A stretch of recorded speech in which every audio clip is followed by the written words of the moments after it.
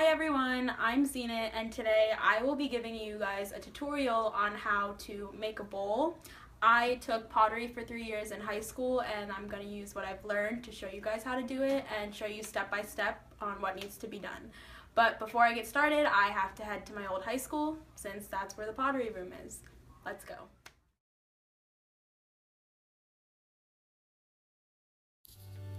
The first step when using clay to make anything is to wedge the clay.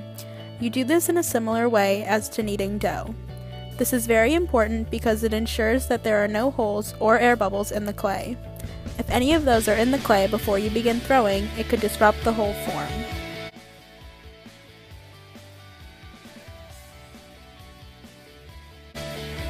Once the bat is on the wheel and the clay has been positioned onto it, the next step is to center the clay.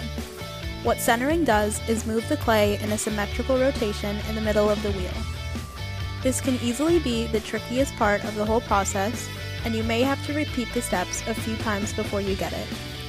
It's important that your clay is centered because if not, it will deform the shape of the clay later on. If it's centered correctly, the shape will come out as desired.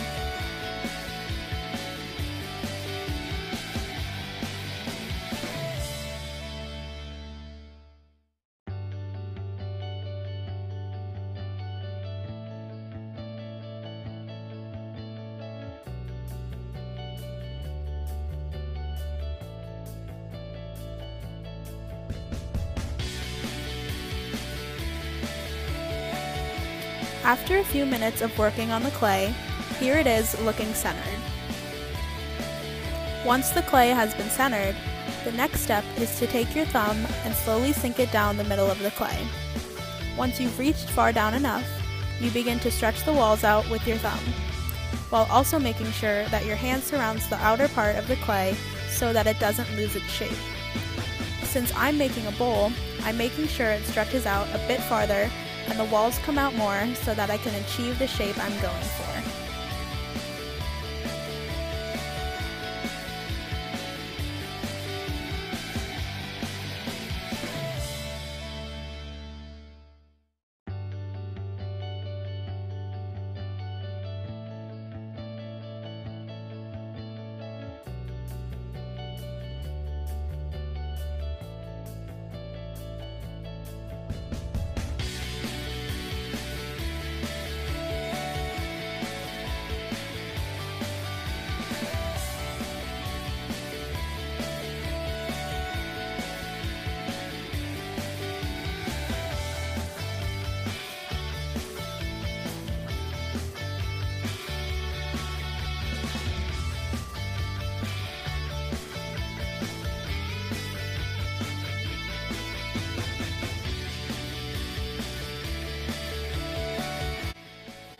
Now that the shape has come out far enough, the next step is to raise the walls.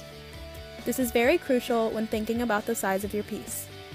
It can sometimes be make or break because if you don't raise them correctly, your whole piece could collapse.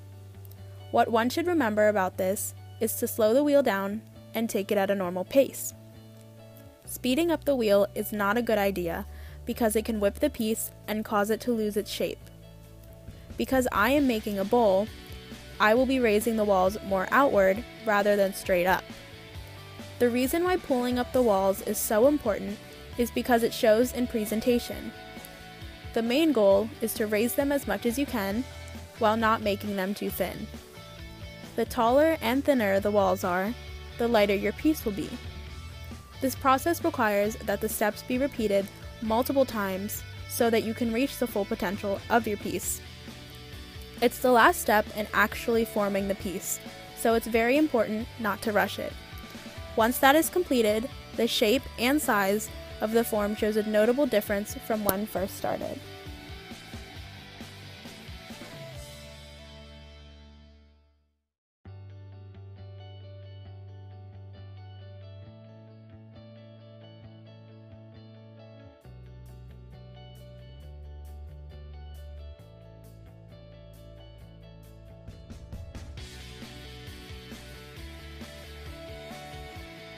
Now that the piece is finished, the last step is to pull a wire underneath it.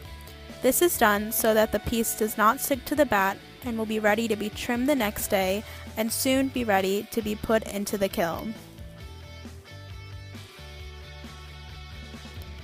Now that it's done, here is the final presentation of the piece.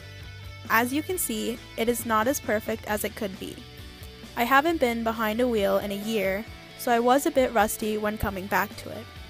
Overall, it shows that the shape of the bowl has been achieved just as I had desired. The different angles display how the piece has remained centered. In order for the bowl to be complete, the final steps would be to trim, fire, and glaze, but that of course would take a few more days than I had.